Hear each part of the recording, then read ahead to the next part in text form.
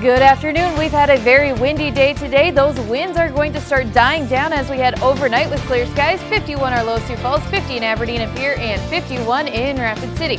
Tomorrow, partly to mostly sunny skies, mostly light winds. 77 Sioux Falls, 78 in Aberdeen, 80 in Pierre, and 82 in Rapid City. We're watching a couple chances for rain and thunderstorms. We'll take a look at those coming up. KELOLAND's First at 4 starts right now. Live from KELOLAND Media Group. KELOLAND News, First at 4. Feeding South Dakota is kicking off its summer backpack program. How it's helping kids straight ahead. Plus, sexual assault victims in Iowa can now be reimbursed for certain services, while one organization is relieved by the decision. And later, Hunter Biden's federal gun trial resumed today with prosecutors calling key witness to the stand. The latest from the courtroom. Good afternoon, and thanks for tuning in to First at 4. I'm Don Jorgensen. And I'm Kelly Volk. A 17-year-old boy has been arrested in connection with a shooting earlier this week. 17-year-old Navante Green and 16-year-old Emily Lopez are charged with first-degree robbery and 3 counts of aggravated assault. Police say there are other suspects, but no other arrests have been made. Court documents say a 16-year-old boy was found shot early Monday morning near East 6th Street. He was taken to the hospital where he told police he intended to meet up with Lopez. When he got into the SUV she was driving, court documents say Green and 2 others robbed him. Police did not have an update on the victim's condition. Well, the Pierre Railroad Viaduct has struck for a 3rd time this year. Just before 3 in the morning on Wednesday, an Arizona trucker tried to go under the bridge, but his enclosed trailer got stuck. The driver was given a ticket for failing to obey a traffic signal. Traffic on northbound Pierce Street was closed to traffic for about 90 minutes so crews could remove the truck. For transparency, this image that you're seeing here in this graphic is a truck that got stuck a few weeks ago.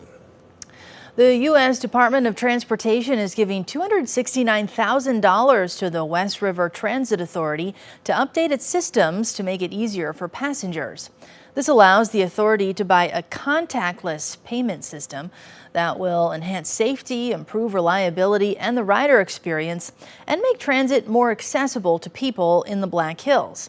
This includes a trip planning mobile app and a website to help facilitate inter-county connections and regional service by linking riders with providers for trips across multiple service areas. A little over a week since the Sioux Falls School District started their summer lunch program, Feeding South Dakota is starting its summer program. KELOLAND News intern Quinn Masick gives us a preview of the story he has coming up.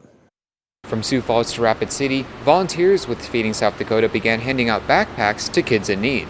We really gear our products to kid-friendly, easy-to-open products, and it's a very smooth process. It goes to the school counselor and out the door on the weekend so that they have food for over the weekend to eat.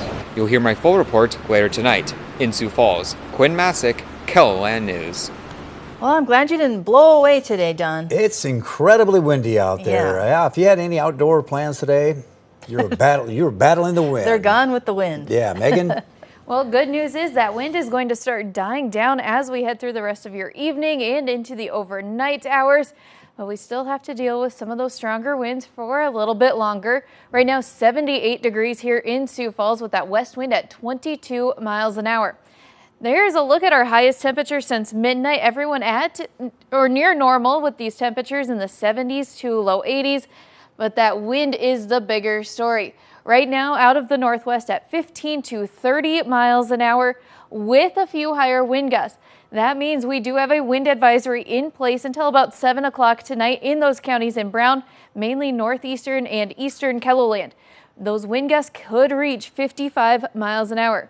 But like I mentioned, those die down overnight, and the very few clouds we have in extreme northeastern KELOLAND will also die down as we head towards sunset. So mostly clear skies and those light winds overnight. 51 are low Sioux Falls, 50 in Aberdeen, 50 in Pierre, and 51 in Rapid City. Now, western South Dakota will have a few more clouds starting to fill in overnight and closer to morning. So for the day tomorrow, partly to mostly sunny skies. Those temperatures much like today. 77 Sioux Falls, 78 in Aberdeen, a breezy 80 in Pierre, and a windy 82 in Rapid City. We are watching a couple chances for rain and thunderstorms as we head through tomorrow afternoon into tomorrow evening. That is going to be along and south of I-90, better chance in Nebraska.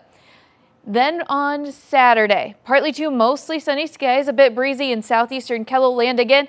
Those temperatures a little bit cooler. 75 Sioux Falls, 76 in Aberdeen, 78 in Pierre, and 73 in Rapid City. We'll take a closer look at tomorrow's chances for rain and thunder showers and the rest of your weekend in just a little bit. All right, thanks, Megan. In Iowa, the pause on services reimbursing victims of sexual assault is being lifted with the completion of an audit by the Attorney General's office that halted payments for more than a year. Attorney General Brenna Bird stopped refunds on products and services for victims of sexual assault, including emergency contraceptives, medical exams, STI tests, and more, while her office investigates whether the payments were an appropriate use of state funds. Pepper Pupura shares the relief one organization is feeling over the decision.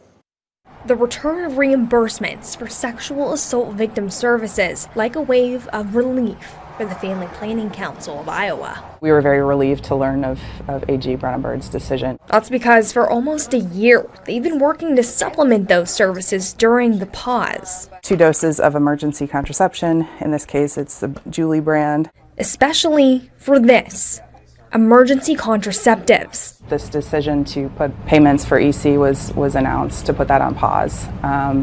And we wanted to be able to send EC to everybody in Iowa that wanted it. Smith says these emergency pills are used by many, but they're especially key for sexual assault victims. When so much control has been taken away from those people, this is one small measure that they can take to take a little bit of control back of what happens next. But it comes at a cost. I don't know that I've seen EC on the shelf in the store for less than $30. And it's time sensitive, working more effectively the sooner a pill is taken. Smith says she didn't want victims to have to wait around on the audit with no guarantee they would be refunded. So her team started giving it away. Polk County also started reimbursing victims during the audit. They're now ending that program with the Attorney General's decision Friday. During the conference, Attorney General Bird emphasized that the care was still available. I want to make it clear that not one victim was denied services due to the audit. Not one victim was delayed in receiving services due to the audit. And in fact, we improved services throughout the audit. But Bird is omitting one service from the list of what can be refunded. Iowa will not use public dollars to pay for abortions. Pepper Pupura, KCCI 8 News, Iowa's news leader.